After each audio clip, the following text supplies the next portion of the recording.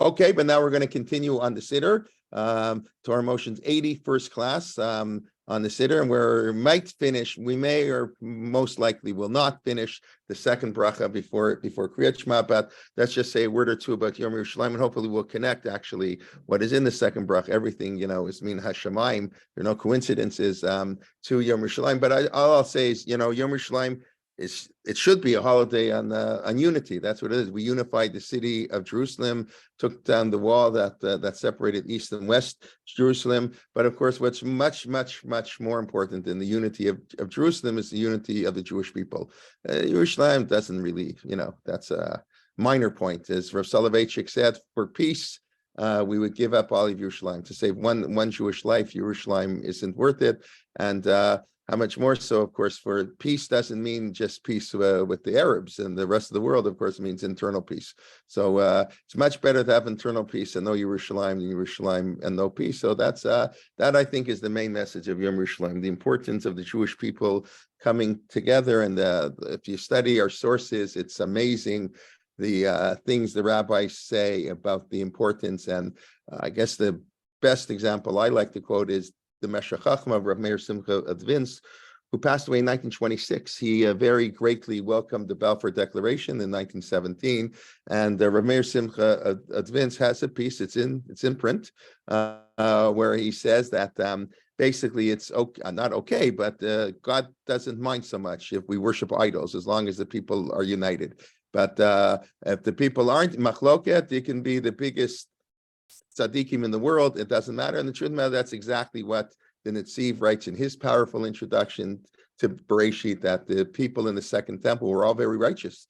Gemara says they studied Torah, they did chesed, but they didn't get along. They fought. They had one group with the next, and God, as the Netziv writes, I couldn't say such a thing. He writes, God soneh. God hates these type of righteous people. So you can worship Avodah Zarah, that's okay. If the Jewish people are united, we'll go with the Avodah Zarah and the unity of the Jewish people, as opposed to fighting and, and frumkeit. I don't know what word to use, but I'm not making this up. I know people find this hard to believe when I tell people I'm happy to bring all the sources, and maybe one day we'll do.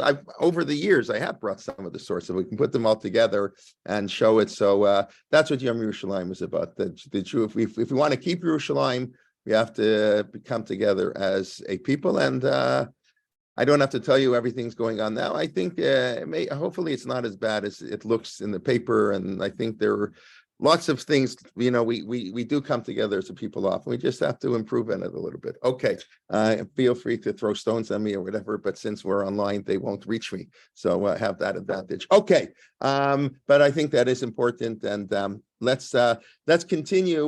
I left off last week. We're towards the end or whatever of the second bracha of Kriyat Shema. Let me just get it up on the screen so we can have it here.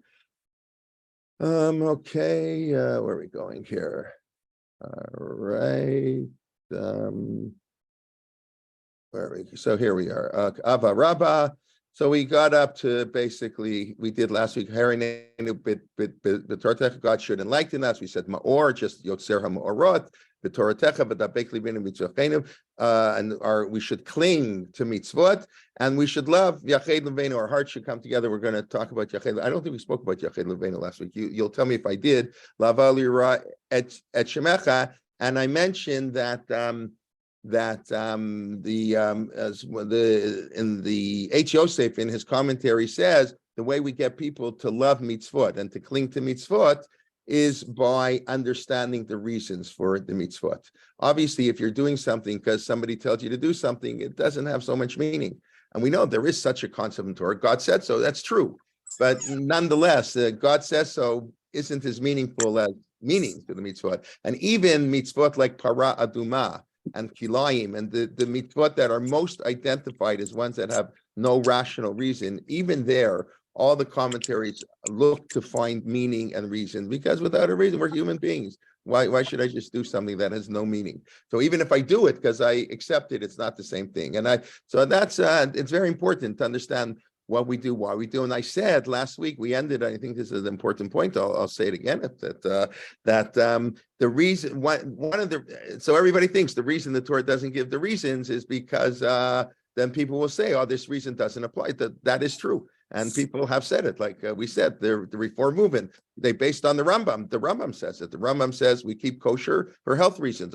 We don't need that anymore. Refrigeration. Good. So that's a big fear. And we discussed in our writing, there are times reasons do impact on mitzvot, writing a Sefer Torah, for example. So that fear is legitimate, but the bottom line is that was never accepted. In other words, people found mitzvot. In other words, all the books, they focused mitzvot, despite the fact that some people might say no reason, no mitzvah. So we teach people that isn't true. The mitzvah applies independent of the reason. But I thought the more beautiful reason, I think, is because the reasons change. Every generation finds new reasons for the same mitzvot. That's, I think, a much more important idea. The Torah is relevant. It's a Torat Chaim. We don't do the reason that applied in 12th century Spain, like, may be totally irrelevant. The reason that applies in 21st century Israel may be totally irrelevant in 21st century Canada. And different places and different times require different meaning. And I think that's the real reason the Torah can't give mitzvot, because everybody has to find new meaning and new reasons and different people. And it's a very important idea, I believe. And that's what we should do when we study the Torah. We should, why? I always ask what meaning, what's the reason for this and that. And I'll just mention, I think I'll talk a little bit on Sefer Chinuch that I often mention, I believe. I've said many times, Sefer HaChinuch. If you remember, anybody remember what I said? If I don't remember, I'll just say the same things over and over again. Like, the rabbi gives the same speech every year on Yom Kippur, and after 10 years, the Balabatim complained, why do you give the same speech every year on Kippur? So do all the same sins every year. So I give all the same speeches, Yeah, so, okay, anyways, but Baruch Hashem, that's, we don't do that on Yom Kippur. We're talking during the week here. So the Sefer HaChinuch is the #1 textbook. If you want an introduction to Judaism, you want to know what Judaism is about, read Sefer HaChinuch, you'll almost be a Talmud Chacham. One book, you'll almost be a Talmud Chacham. You'll know a little bit about everything.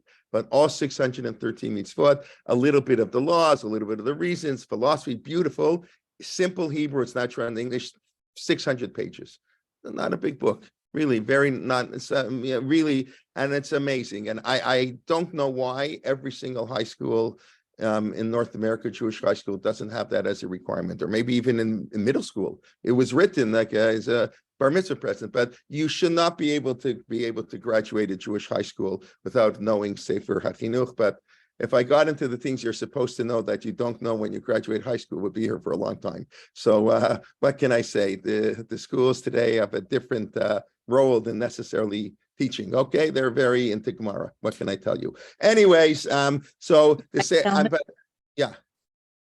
When I taught 8th grade, I was teaching Shoftim and Kitetze.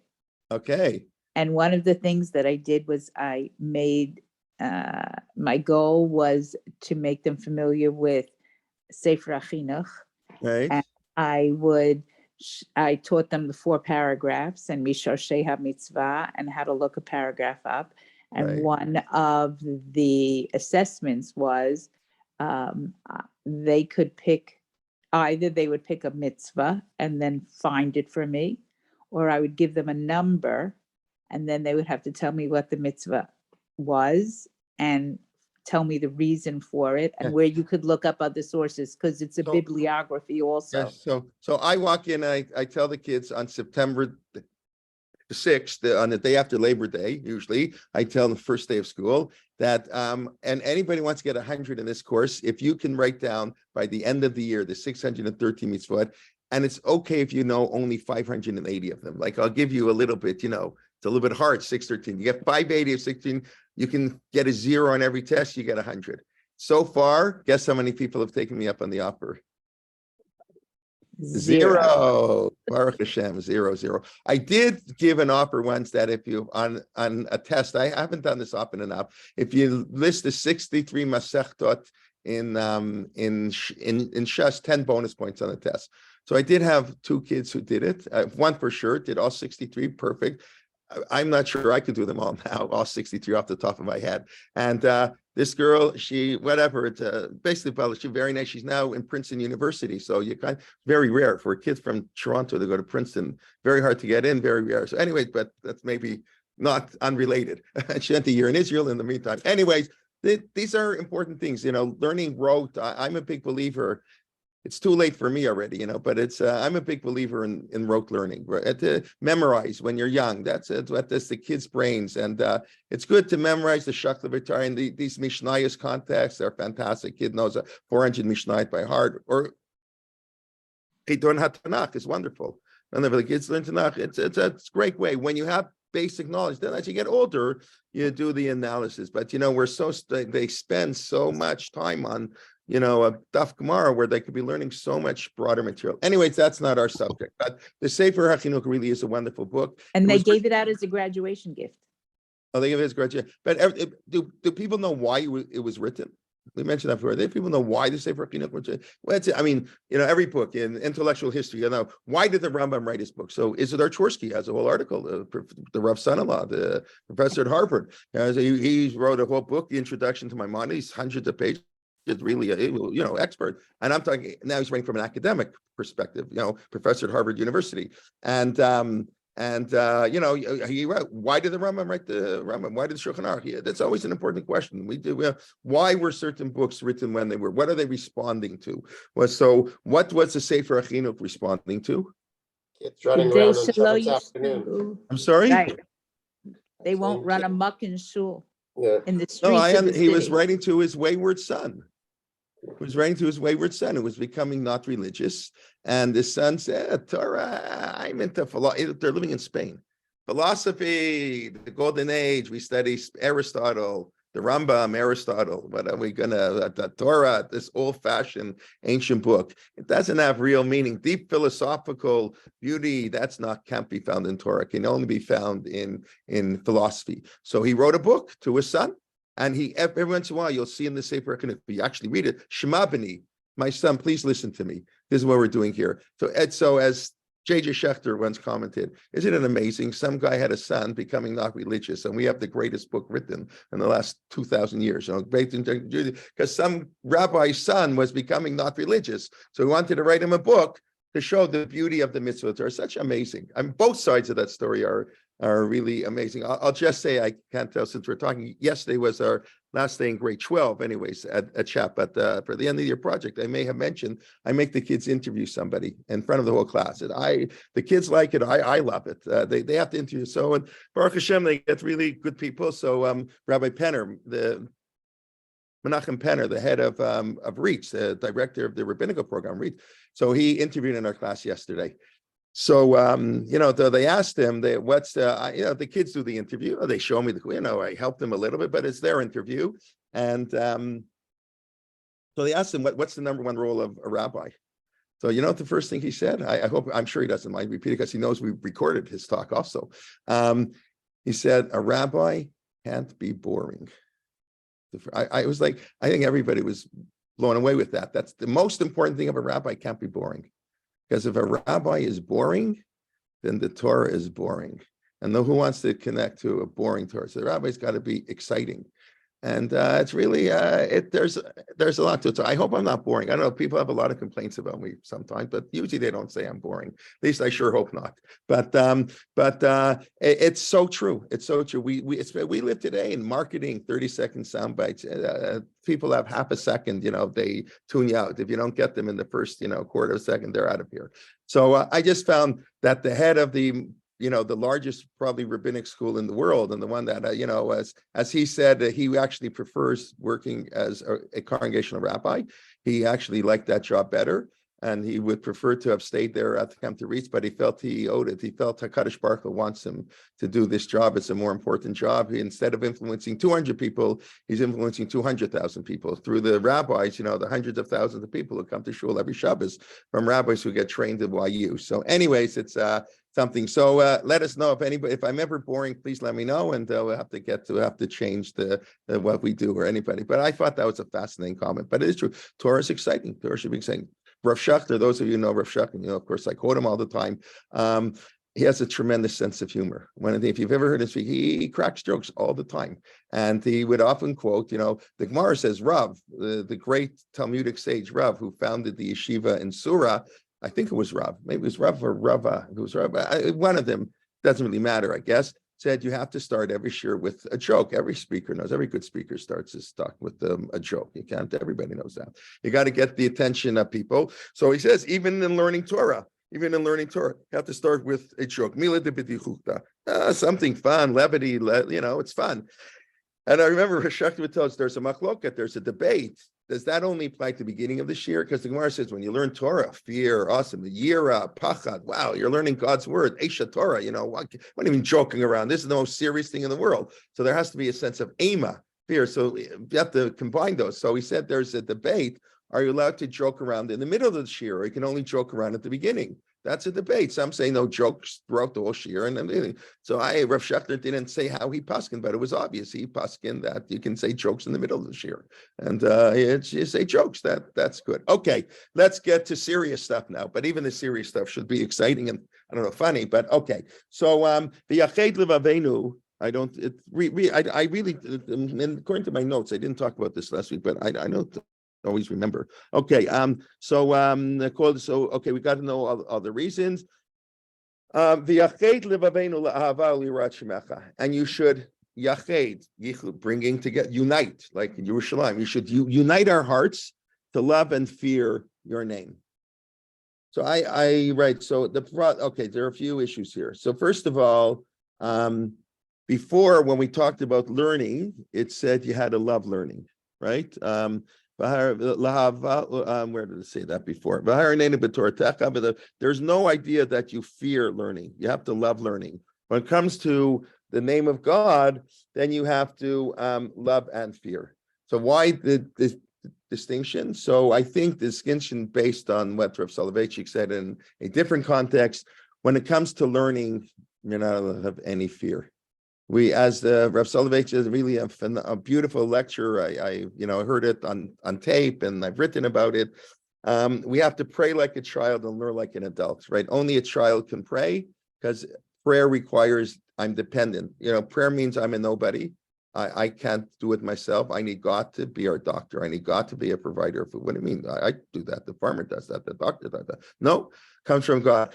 Prayer on a child who recognizes their total dependence on their mother. A child knows they cry out, they can't do anything. You need the mindset of a child to pray and the mindset of an adult to learn. Yeah, learning requires critical thinking, analysis. That's not for children. That's why Talmud should not be studied before the age of 15. You need to have critical analysis, thinking, debating. It's totally different. That's why either you're a chassid or a miknagid. I don't mean that's, in a literal sense. In other words, there are very few people who can learn and daven very well. I mentioned many times in Balazh Yeshiva, according in Shaul Stamper's book, they write that people, I imagine it changed at different times and who the chazan was, but they often daven, shachrit in 20 minutes. That could compete with the 620 minyan in our shul, the minyan that if you don't have time to daven at home, you go to shul for, so to daven in Balazh, they weren't interested in davening. They wanted to learn davening, chaye shah, temporary stuff.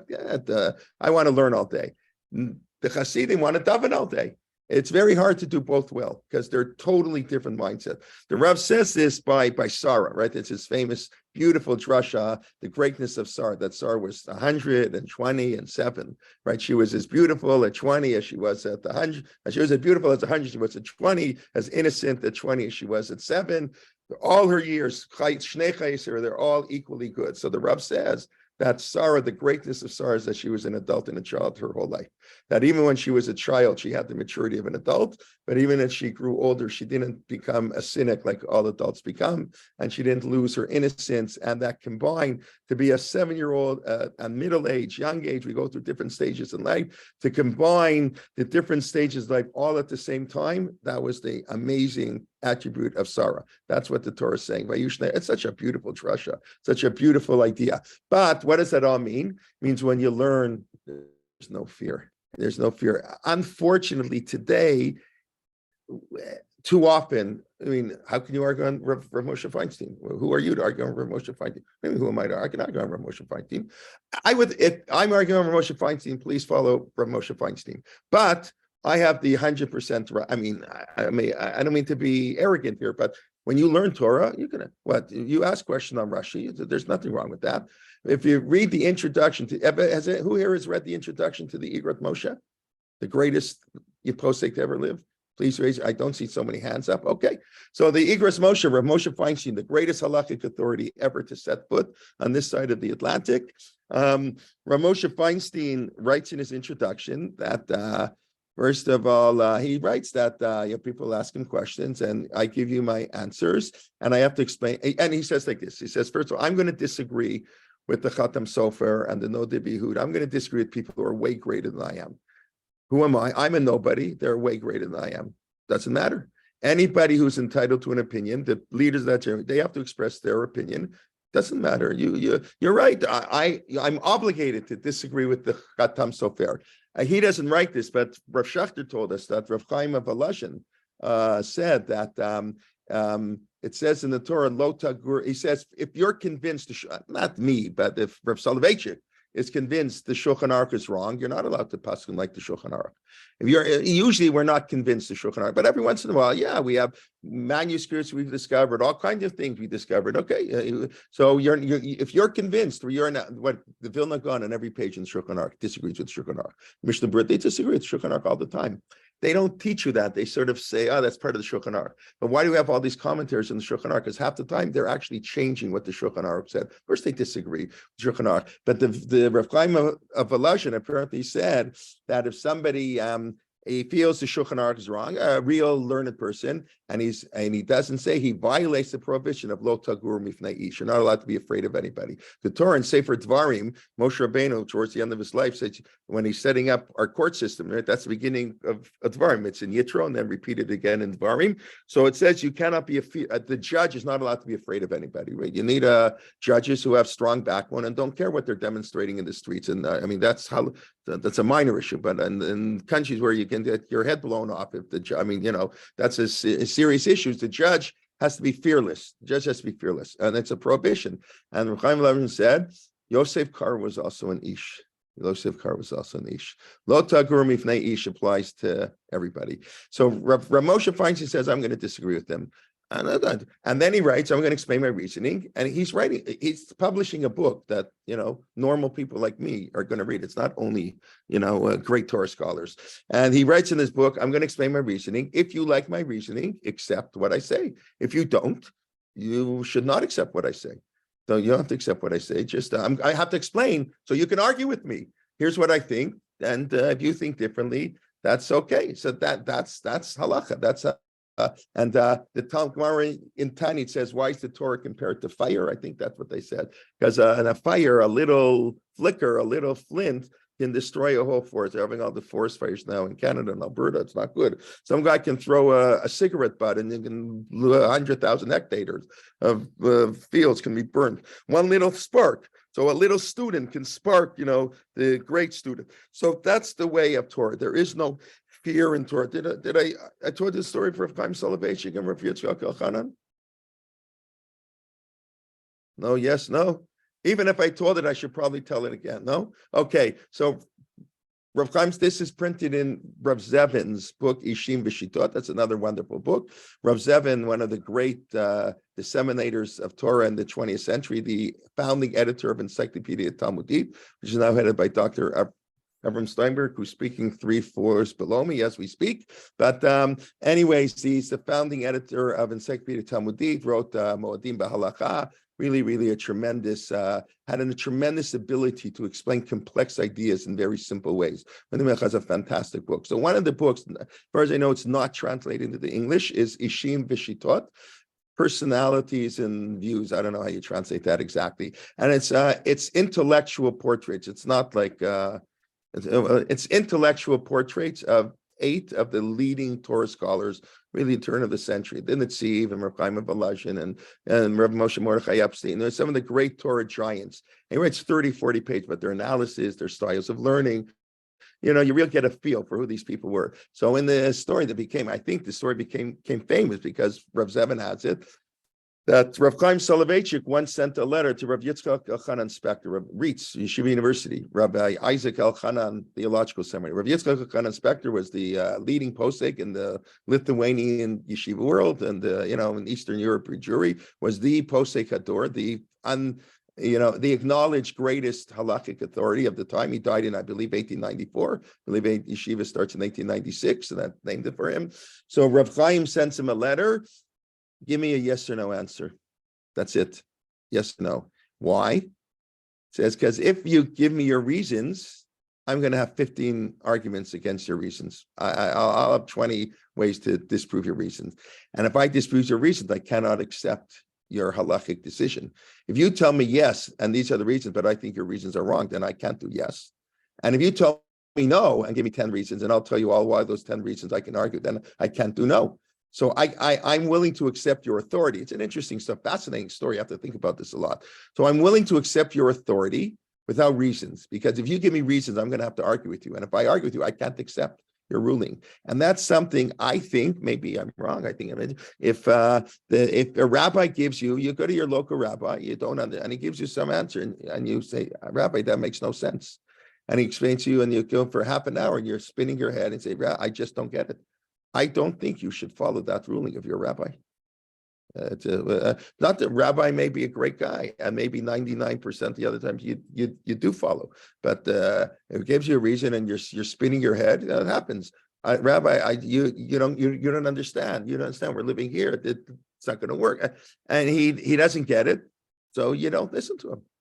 How can you listen to him if the logic is totally wrong? So that's something that's what I'm saying now is sort of semi-heretical in some circles, but I believe, and ask with other people, don't accept everything I say, of course not, never, check it out, but that's my understanding of how Torah works.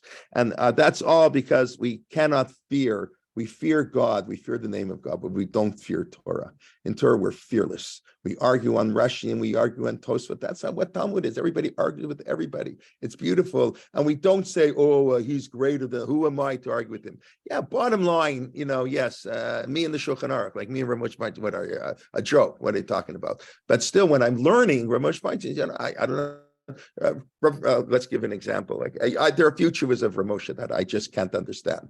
Probably the most famous one is the one on, or I'll give two famous ones on Balas Tshuva, right? So the Gemara says, very briefly, I hope you don't mind. The Gemara says that there's an idea that a woman who's born from a mother who didn't go to mikvah, she's a bat nida, so she's totally kosher, marry her, no problem, she didn't do anything wrong, nothing. But still, her mother didn't go to mikvah, so there's like a little bit of a defect, a birth defect, so to speak, in the girl. The Gemara has such a concept. Concept doesn't sit well. I don't think it sits well with us. So, but that's what the Gemara says. Okay, Beseder. So Rav Moshe, so they asked, no, so, now you begin to understand why in the yeshiva where they don't marry Bali. It's very rare that the Rosh Yeshiva's daughters marries a Bali Tshuva. It happens once in a blue moon, but usually they marry Bali Tshuva to Bali Tshuva, and that fees to, usually there are exceptions. Thank God there are exceptions. There should be more exceptions. But anyway, so I remember Rabbi Blau talking, so what do we say? We say, okay, the Gemara is giving a general thing, but you see, because in that society, it meant the mother didn't keep Nida, so she didn't keep Shabbos, they didn't give tzedakah, like it was a package deal. And therefore, most likely the girl was brought up not so beautifully. She's not going to have great character traits. Okay, so maybe you want to check before you marry her. But we see, but today that's not true. Today, it's a whole different world. You can have some of the finest people. The parents aren't observant. Some of the finest Jewish people. They're not Orthodox. They're not halakhically observant, but they care about the Jewish people. They're wonderful people, amazing. Their character's even better, right? Better. Maybe marry them. More important. So we would say. Doesn't apply. It doesn't apply anymore. We see she's an exception. Ramosha didn't want to say that. So what does Ramosha say? Anybody know what Ramosha says? Ramosha understands he has to give a heter to marry this girl. He's not going to tell you the guy learning in Lakewood for 10 years can't marry this beautiful balat, tshuva because her mother didn't go to mikvah. He doesn't want to say that. But he also says there's a begam in the Gemara. There's some defect in the girl that's not good. You don't want to from yeshiva guy doesn't want to marry somebody with whatever a religious defect. So Ramosha says it must be the mother wasn't really a nida. It must be our facts are wrong. What do you mean the mother wasn't a nida? She's not religious. She never went to mikveh since her wedding. Maybe she went on her wedding, and maybe not even for her wedding. She hasn't been to the mikveh since her wedding. I said, nah, but you don't understand. She went swimming. She went swimming on the seventh day after she was, her Shiva Nakim that she didn't count. She went swimming and she dunked her head in the Mediterranean. So that's the mikveh, kosher. And that's the night she conceived. I don't know. I read this. I think Moshe Feinstein actually believed this. I don't know. I don't know what to answer. I don't understand this tshuva one bit. I'm totally, but I don't know if Rav Moshe believed the tshuva. I used to think Rav Moshe didn't believe the tshuva. People write things for religious edification. I don't know. I asked Shner Lyman once about this, and Shner Lyman, because on a different issue, he thought, well, as he put it, Rav Moshe had a blind spot in certain areas. It's everybody. I told you once what Rav Schachter told us that Rav Gerelik told him. Rav Gerelik was one of the, I believe he learned by Rav Chaim. Rav Chaim, if I'm not mistaken, he was a Rosh Wayu, fire and brimstone before my time, way before my time. Rav Gerelik, you know the name. So apparently, Rav Schachter said once that everybody has a mishigas, everybody has a blind spot. The Rambam, the Ravid, everybody. We're human beings. That's what it means. Moshe Rabbeinu, everybody. That's okay. You're not normal if you don't have an abnormality. Everybody has a mishigas. It says, what's a mishugana? A mishugana is everybody who collects the mishigases of everybody and puts them all together. That's a mishugana. You take this mishigas. Okay, you can have one mishigas, but you got 95 mishigasim. Then you're a mishugana. Okay. So anyway, so that's it. The other one, very like one, since we're talking about school. So when the yeshiva guys were caught, they stole the New York State regents many years ago. They were caught red-handed, before the exam for high school to steal the regents. So they didn't have to waste time to study for the chemistry regents. And they could, I don't know that they still have that in New York State regents, or they don't have that anymore. I have no idea. They still have that. So the yeshiva boys were stealing. Of course, it's mutter to steal, to bittul Torah. Why do I have to waste my time in chemistry? So they asked Rav Moshe, in the New York Times, had a whole article, is mutter to, to cheat, to steal, so you can learn more Torah. So what is, obviously, it's, if you know the honesty of Rav Moshe, I mean, that's a ridiculous question, beyond ridiculous. What's Rav Moshe's answer? They didn't steal the exam. It's not true. Don't believe the New York Times. Why not? Because a yeshiva boy doesn't steal. Have you ever met a yeshiva boy who steals? It is impossible that a person who learns Torah in a yeshiva would ever cheat. It cannot be. It's false. The story's false. So I don't know. Do you think Rav Moshe believed that? I don't know. I don't know. We all know that it's not true. I don't know what Rav Moshe believed. Anyways, Rav Moshe was a tzaddik, and the reason I don't think he believed, because Rav Moshe understood the real world that we live in. He wasn't some guy living in the sky who didn't. He understood America very well. That's why he's the greatest posek, because he understood what America's like. He got it. Yes, he didn't know baseball like Rav Aaron Lichtenstein, I admit, and he didn't have the English like Rav Soloveitchik and the philosophy, Ein Achinami. But he understood America. Okay, enough of that. That's way off topic. Okay, we have to be fearless when it comes to Torah. And that's what we do. Okay, Yached Levavenu. So I thought we only have one heart. We should unite our hearts. So when you say the hearts divide up, I forget on my medicine now. The heart divided up into different parts, the 4 departments of the heart. So is that what it means? By Yached Levavenu? I don't know. I don't think that's what it means. I don't know if they knew that. How the heart looked back then. So our hearts, Yached Levavenu Lava Lira. So so simply, it's probably a manner of speech.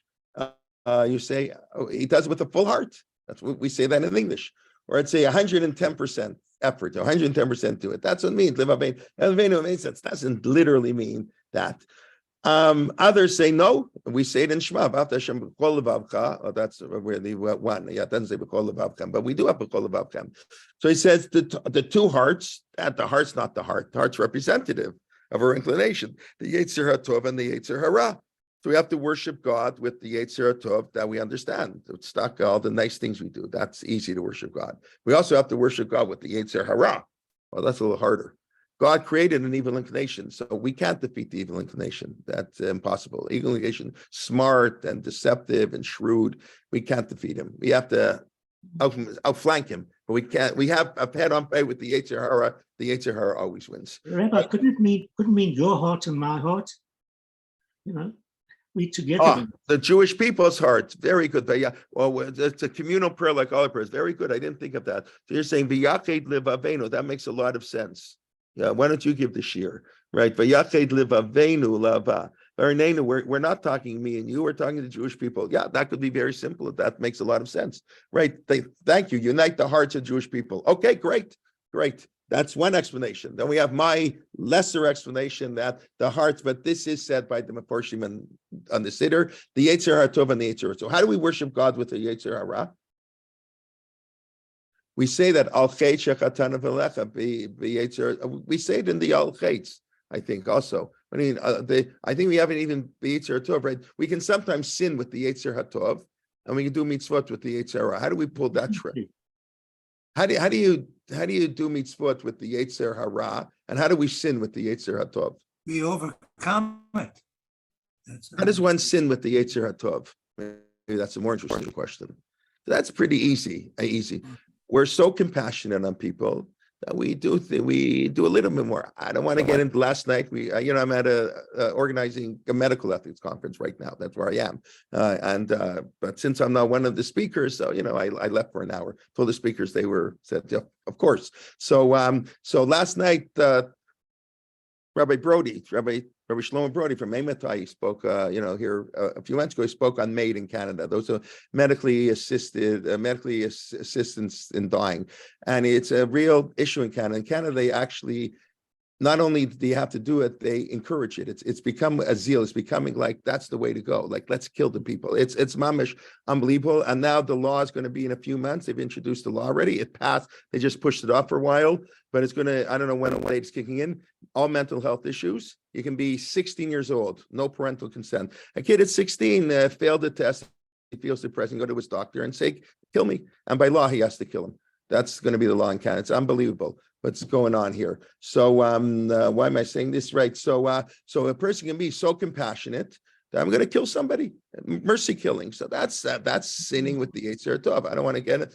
The questions, whatever the issue is, it's not so cut and simple. We don't always believe we don't believe in medical intervention for everything. We do believe in DNRs at times, but that's definitely come to our medical conference. But there are clearly times when a person has a Yetzer Tov, they want to help somebody, but they do something that's really a sin. That's not hard to envision. Our care and compassion, or we come, you want to visit. I mean, take a less for maybe non-observant Jews. Whatever you want to visit your grandmother on Shabbos, but the only way to go is by driving. So normally I don't drive, but you're not feeling well, so I'll get in the car on Shabbos. So I have a Yetzer Tov. I want to do something very nice, but okay. That's all chayshechatana v'Yetzer Tov. That's sinning with our Yetzer Tov. How do you do mitzvot with the Yetzer Hara? Well, you can use greed to make a lot of money to get tzedakah. Right. So that Rav Moshe Feinstein has a tshuva about that, which I once told a friend of mine. He said, "No, Rav Moshe is wrong. Rav Moshe doesn't understand the economy." That's Rav Moshe Feinstein writes that there's no mitzvah to become rich to give tzedakah.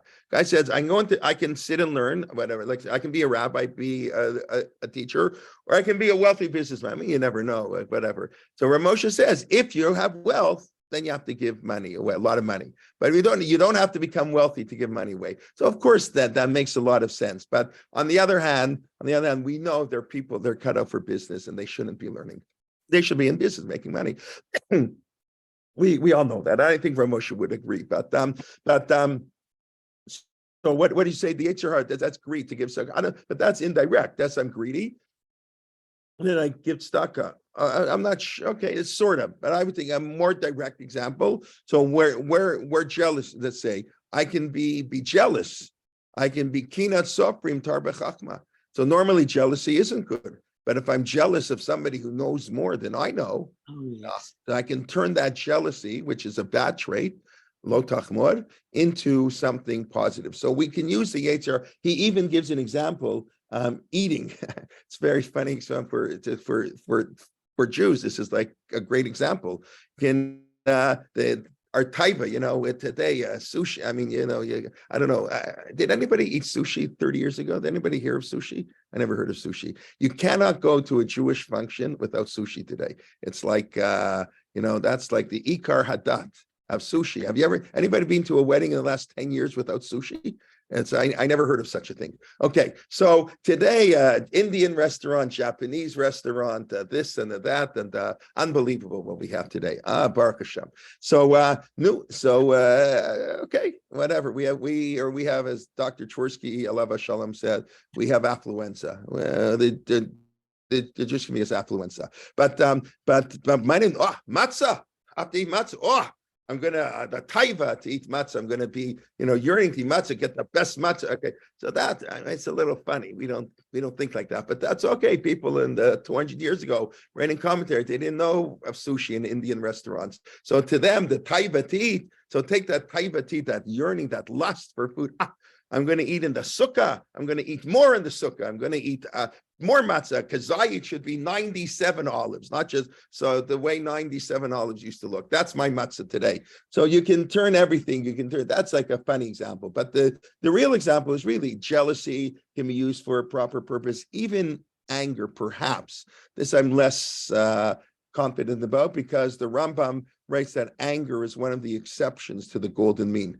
The Rambam says two exceptions: being humble and being angry. Everything else, money, you shouldn't be, you shouldn't have affluenza, but you shouldn't say, I don't want anything. The famous story of the Chafetz Chaim, I forget who it was, Rothschild or somebody visited the Chafetz Chaim and did any furniture, the rockety chair, and he was like, oh my gosh, buy furniture. The Chafetz Chaim said, this guy's, where's your couch? Where's your furniture?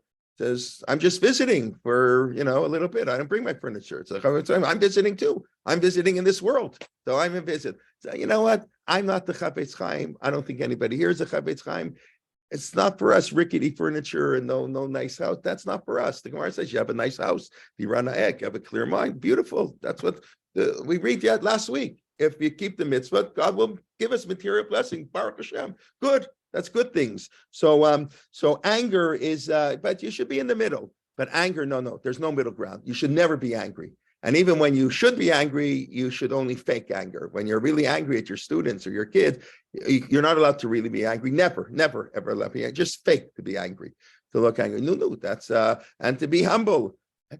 Mo'od have a shvav, very, very humble, right? The people, okay, and Moshe Rabbeinu, that's it, very humble. But everything else, but even anger, even when you get anger, maybe the people disagree with the Rambam a little bit, can say I can be angry in a positive sense. There are times when that anger trait, let's say somebody gets angry too often, it's not really right. That's a trait he has to work on.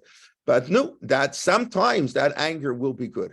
Sometimes that anger will come in positive. So anyways, we worship God with all of our hearts, all the hearts of people with the full heart, 110%, and their heart, desire of our heart for good, and the desire of their heart to be bad. And that's what the Gemara says. We worship God. The Eitzer Tov and the Eitzer Hara.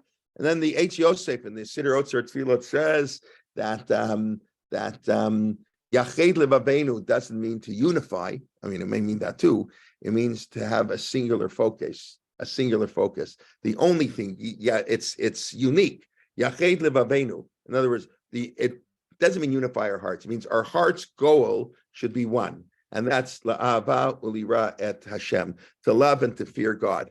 And that's it. In other words, we should have one focus in life. If you remember, I won't show it up. You remember we did it about 4 or 5 weeks ago. I showed you the Rambam in the 1000th and final chapter of the Rambam in the laws of kings and their wars. And then Rambam talks about Melech HaMashiach. Rambam's going in order, So this is the end of the Yad HaChazakah, the 14th Mishnah Torah. So the Rambam writes, we don't know how Mashiach is going to come. This one says, we have no idea. We'll know when it happens. And then the Rambam writes, don't waste your time on this narishkeit, calculating stuff. You know why? It doesn't lead to Avat Hashem and it doesn't lead to Yirat Hashem. Exactly. It doesn't lead to fear of God, it doesn't lead to love of God. So what are you wasting your time for? Anything you do in life has to be Avat Hashem, Yirat Hashem. That's exactly probably where the Rambam got it from. I don't know if that's where you got it from, but Yached Levavenu, La'avau Lirat Shemecha. The only focus of our life, Yached, the singular focus is Avanira. Calculating when the Mashiach is going to come is a total narishkeit, total waste of time. And okay, listen, we're also normal. We need waste of time. We need, we can, you can use baseball. Baseball's a great, we know that many great Rabbanim. I don't have to, everybody knows Rav Lichtenstein is a great baseball fan, and he played basketball. It's also important. Exercise for sure, playing sport, but even watching sports, we can learn a lot from sports. And we're normal people. We need breaks in the action, but that's also can be part of Abad Nir Hashem. It's normal. Live a normal life. Go out once in a while. Watch a movie sometimes. You can do. I don't like movies so much, but it's okay. Once in a while, people are normal. You have to live a normal life. There is a lot to learn. I have to send you my articles. Ever read my article I wrote on baseball, on what we can learn from baseball? It's amazing, right? Baseball.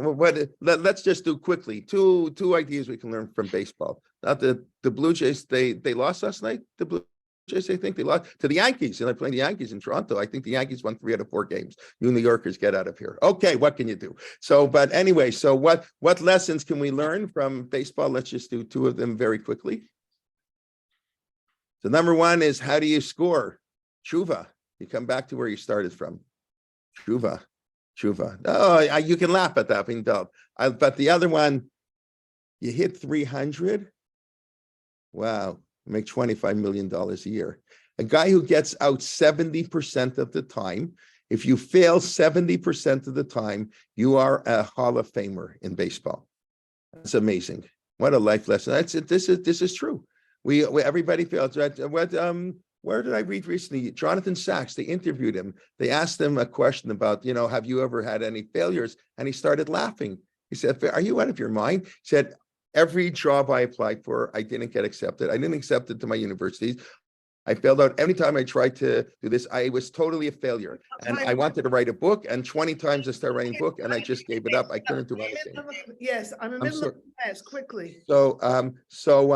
And then he said, finally, at the age of 40, he read somewhere, if you don't write your first book by 40, you're never going to write anything. And at the age of 40, he finally got up the strength to be a little successful. And that's it. We only succeed if we fail. You cannot succeed if you don't. Ein tzaddik ba'aretz asher yaseh tov v'lo yachta. It doesn't mean there's no righteous person who doesn't sin. I mean, it does mean that. There are no people who don't sin.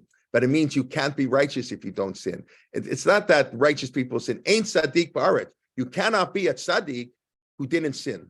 If you didn't sin, you can't be a tzaddik. The Gemara says there are 4 people who didn't sin, who I forget already who they are. Yishai, David ben Yishai. No, what do you know about Yishai? Who cares? I know the Gemara says there are 4 people. There are people who have no influence in Jewish history. A person who never sinned, that's not for us. That's not a normal person. Anyway, so we use that Yetzer Hara. But baseball, so when you go to the baseball game and you learn that 70% you see, and you come back, I'm strengthened that if I don't understand 70% of the Gemara, that's okay. I'll do it again. I'll do it some more. I'll understand it more time. Whatever example you want to give. You fail 70% of the time, you're a Hall of Famer. You're going to make $25 million a year.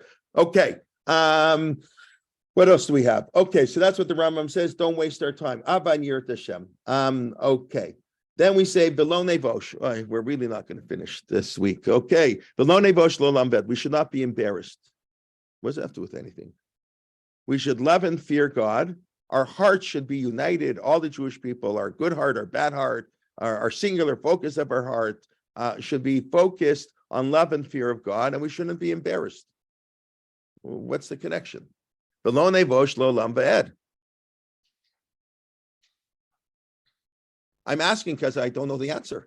I mean, that is true. I don't know that I have a good answer, but I think possibly we can say that sometimes if we use God as our lodestar, then we will not be embarrassed. Correct. Excellent. That's what I thought. Right.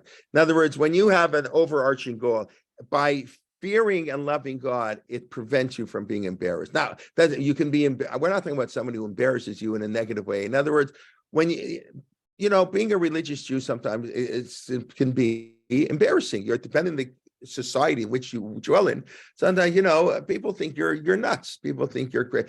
My grandmother told me, my mother even told me, it was embarrassing to be Orthodox in the 30s, 40s. It was an embarrassment. Orthodoxy was backwards. I mean, and my grandmother told me how disgusting the mikveh was. So people didn't go to mikveh. People are disgusting. I told you when the Rav was in Boston, the woman came complaining about the status of the mikvah. So the Rav told the woman, next Shabbos, when they take out the Torah, you should march into the men's section and say you're not leaving. That's what called ikut tefillah. That was in the Middle Age. That was a common thing. When you had a complaint, you would stop the davening. So the woman should march up to the bima.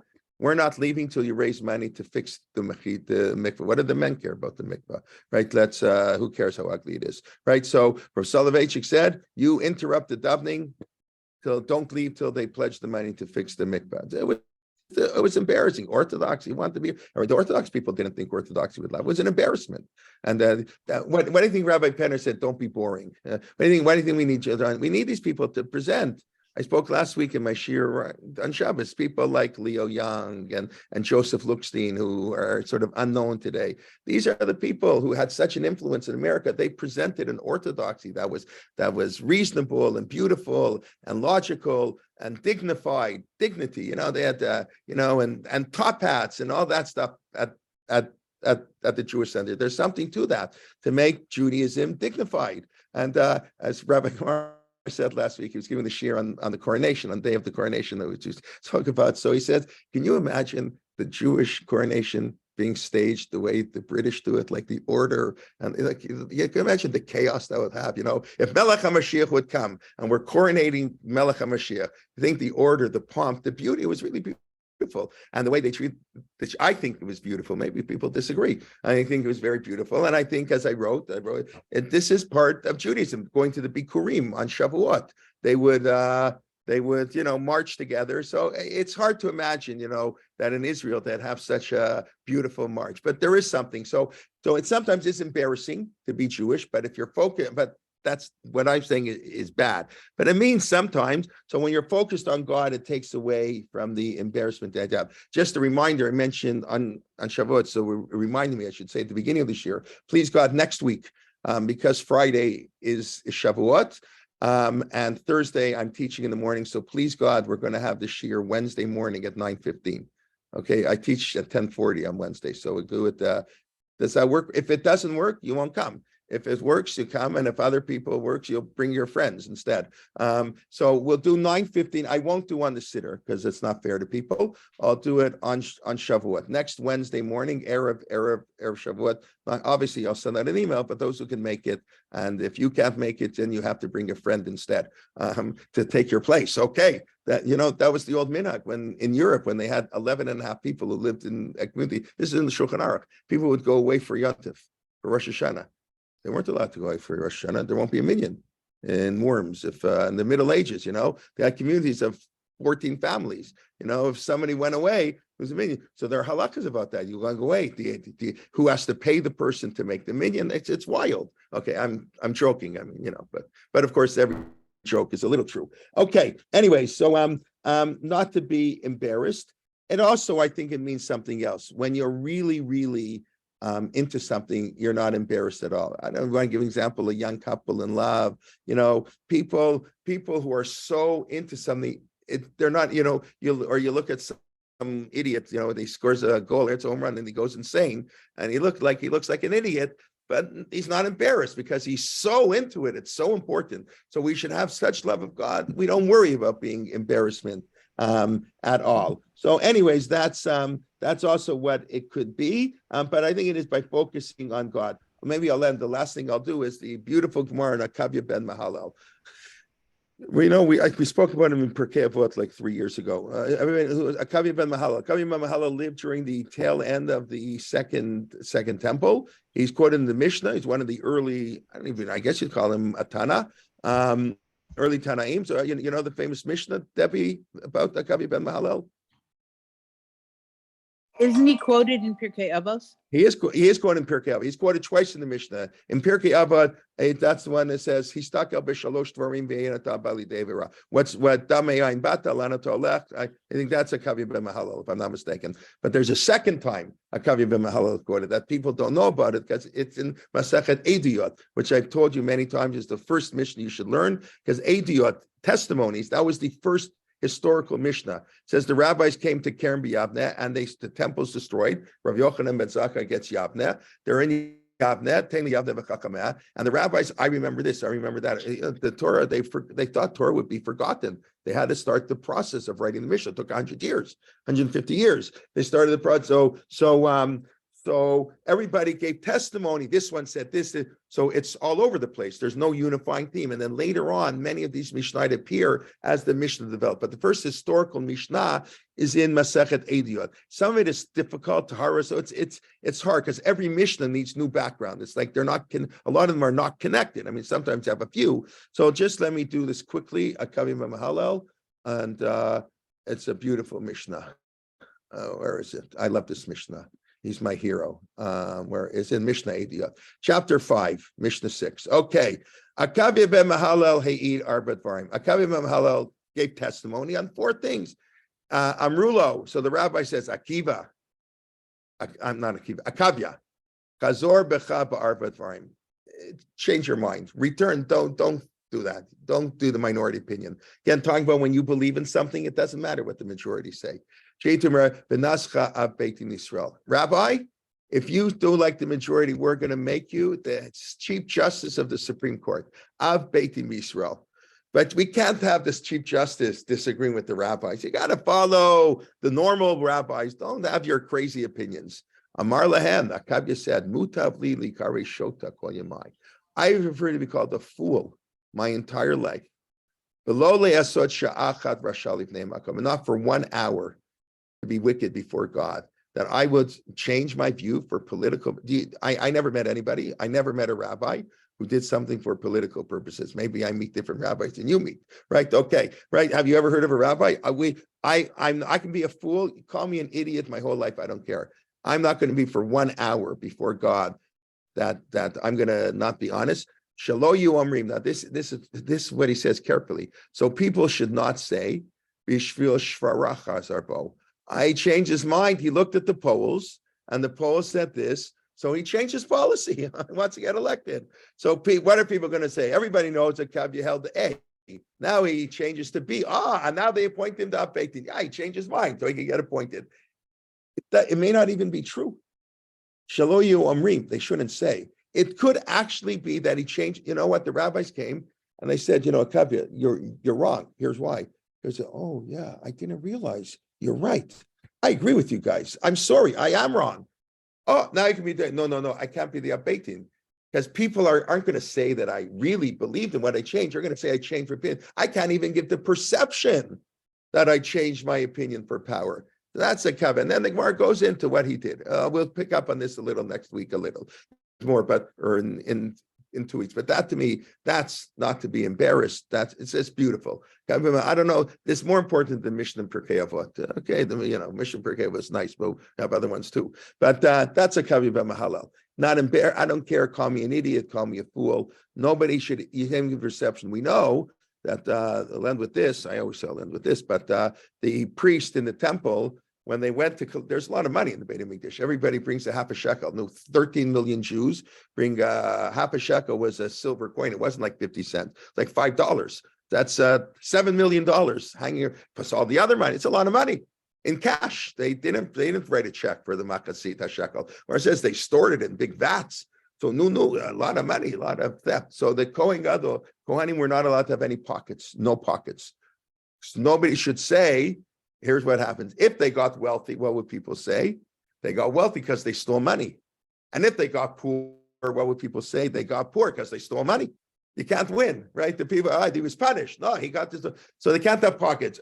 Not that the perception. That's very important. Anyways, okay, let's just do a quick review. So it's already 10:31. We talked about Yom Yerushalayim unity. The most unity of Jerusalem is nice, but nowhere near as important as unity of the Jewish people. Idolatry God can tolerate, but he can't tolerate this unity of the Jewish people. Then we spoke about when it comes to the Sefer Hachinuch, to love mitzvot means to understand mitzvot. And every person in every generation, in every time period, in every country, there are different reasons to understand mitzvot. Therefore, the Torah can't give us reason. We have to find our own reasons, even for most obscure mitzvot, because we don't even know, we're not even sure who this author of Sefer Hachinuch. There are different opinions in scholarship. It doesn't matter. That's the beauty of the book. He was a student of the Rashba. It wasn't some a really top student, but he wrote it for his son. son was into Spanish philosophy and not into Judaism. Judaism is beautiful, and because of that, we have the most important introductory book to Judaism ever written,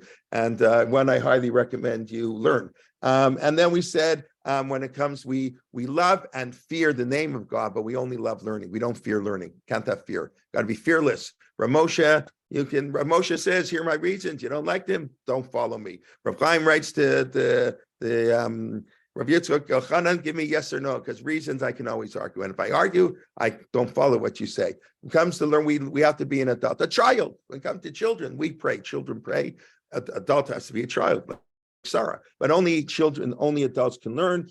And Yached Levavenu, that our hearts, the hearts, as Dr. Zucker, thank you, says, our hearts means the hearts of the Jewish people. Beautiful. On Yom Yerushalayim, the hearts of the Jewish people should be united to God. We should do things with a full heart. We should use our Yetzer HaTov and our Yetzer Hara, the different aspects of our heart and mitzvot, and we should have only one focus on our singular focus in life, love and fear of God. Yeah, we need breaks. We need to be normal, but we can even baseball can teach us about life. Everything can teach us something about life. Football less, but I'm sure something in the NFL too. I don't know exactly what.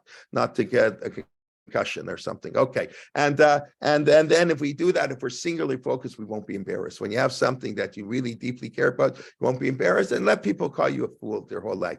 But you work for God, you don't care what people have to say about you. Do what's right. Even the perception of what we do can be a problem. Okay. Thank you very much. Have a beautiful Yom Shalom. Let me just take the questions quickly. All right, okay, I'll point out, we'll please God continue Wednesday morning, not continue, but we'll have a shir on Shavuot, lots of interesting stuff on Shavuot. If you have anything you'd like me to talk about, let me know, because I don't know yet what I am.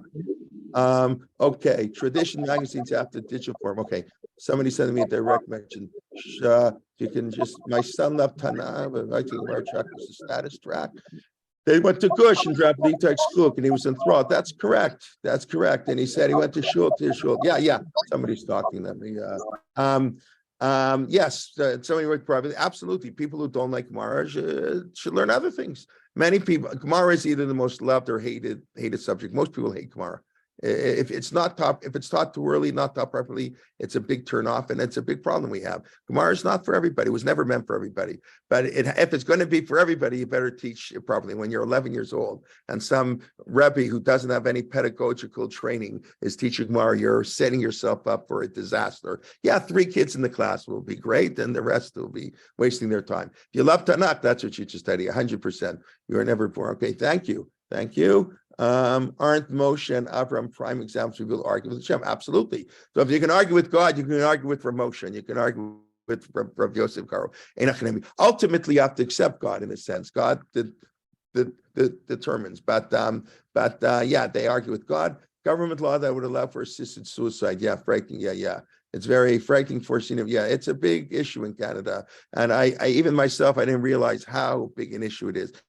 Mental health and doctor. I mean, there's now asking. There were people last night who said at the session they're considering retiring because they're afraid they'll lose their license if they don't participate in MAID. It's like right now. There's no religious outlet, as far as I know, and as far as I know, the poskim don't allow referrals. Like by abortion, they allow a referral. Like, I don't believe in abortion. Okay, so it's okay. Refer to somebody else. Like, get the abortion somewhere else. This already is a bigger issue. The New York Mets are an outstanding baseball club at the moment. That's the famous story, if I may, for those who are still here. It's good out there. Everybody else left. Okay, I told the story with my son. I hope he doesn't mind. He's not listening anyway, but maybe one day. So years ago, I think I told the story before. I was giving a shiur on Shabbos afternoon 10 years ago. My son was probably 7 or 8, and my youngest son. And I'm giving a shiur in shul, and the Mets I mentioned that Rav Scheinberg, Rav Pinchas Scheinberg, the Rosh Yeshiva in Torah, right? Rosh Yeshiva mentioned when the Mets won the World Series in '86. So he said he was very proud of himself because he got no pleasure. He says when the Mets won the World Series in 1969, he felt very good. You know, he's a big Mets fan. The Mets won the World Series, the Miracle Mets, '69. But by 1986, Baruch Hashem, he felt nothing. He felt no joy. He was on the madrega that the New York Mets meant nothing to him. He was talking at Chatai and he was him. So I said, I'm not on such a madrega. I'm not on such a madrega. I said, you knew if the Mets won the World Series, maybe I wouldn't care. But if the Blue Jays won the World Series, I would care. And my son is sitting there and he says, he was like 8 years old, said, if the Blue Jays win the World Series, I'm painting our house blue in front of 30 people. That's what he said, I'm painting our house blue. So, and very nice. That night, I get an email from a friend of mine who was there to share with a friend. This friend was the marketing director of the Toronto Blue Jays. And they sent us tickets. They were very impressed with what I said. So they sent us tickets to one of the upcoming Blue Jay games. So I told my son, next week I'm talking about cars, but it didn't work. Anyways, okay. So the New York Mets are outstanding. I didn't know that. I didn't know the Mets. Okay. Baruch Hashem, maybe you have it with the Mets and the Yankees. Okay. Couldn't they vote mean you shouldn't give up hope? I don't think so. It's an interesting idea, but I don't think that's connected at all. But the Hebrew people can correct me. Shabbat shalom. Okay, thank you. Sometimes it's embarrassing to be Jewish. Yeah, sometimes people were. Yeah, there was times it was embarrassing to be Jewish. Rav Soloveitchik writes that after the when he was traveling from Boston, New York in the 40s, before State of Israel, the Christian missionary, you Jews, you lowlights, nobody cares about you. It was embarrassing. It says, Baruch Hashem, Medinat Yisrael, the establishment of the State of Israel. That's when I'm called to I'd be proud to be a Jew. Yeah, it was embarrassing. And even if it wasn't embarrassing to be Jewish, it was embarrassing to be an Orthodox Jew for many people. We, Baruch Hashem, I grew up in an era. It's everything's easy. The people who came before me did all the hard work. Keep us everywhere, no problem. It's so easy. Fridays off. By law, my employer has to give me, unbelievable. You think in the 20s, 30s, 40s, 50s, even in the 60s, it wasn't like this at all. You lost your job, you didn't come to work. Orthodoxy, an embarrassment. Yeah, it's very sad. But I think, yes, you did hear me correctly, unfortunately. David Amelech dancing me for our example of not being okay. Yeah. The website, okay, that's my daughter calling. Okay. What you mentioned about Kohanim and being honest, we just mentioned the Mishnah Yomit. Okay, yeah, that's the Mishnah. I didn't know they're there in Shkalim. Okay, thank you very much, everybody. A pleasure. Please, God, we'll see you Wednesday or next week. Rav Yoel by noon on Sunday, of course, as I mentioned. Chag HaShavuot, Chag HaBikurim, or Zman Matan Toratenu, followed by Rabbi Leibtag back-to-back on Sunday morning. And most of the shirim, obviously, till no parsha shir, of course, next week. And like I say, my shir Wednesday morning. Okay, Shabbat Shalom, Yom Yerushalayim. Sameach. Everybody be well. Shabbat shalom. Thank you very much. Shabbat Thank you. shalom. Marty has a question. Yes, Marty. I have to come. Yeah. Okay. Can you give me half a second? I'll be with you in half a minute.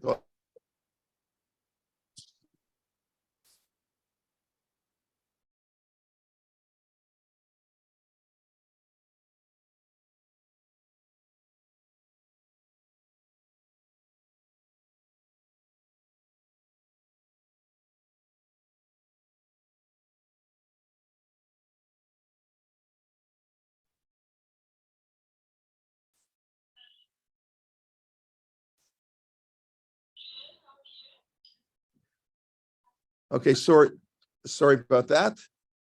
Okay. Did I read correctly that the conference is online? Yeah, conference is online. It's going online right now. People are watching online. I'm not. I'm here, but No. yes, it's online. You go in and if you register, you have to register. We're actually charging for this. I know we do everything for free, but this week we can't do for free. Whatever we have. So this we charge if you want to watch it online. And on a private note, we're all set up for next Sunday. Yes, all set up. I mean, I think so. We'll be in touch. Yeah. Yes. And by the way, I spoke to your Malcolm that coming next. Oh, so Marty is referring to the fact that we got married a day apart in 1993, May 30th and May 31st. And as a matter of fact, May 31st was on Memorial Day, even though our wedding was in Canada. We had a lot of Americans coming for the wedding.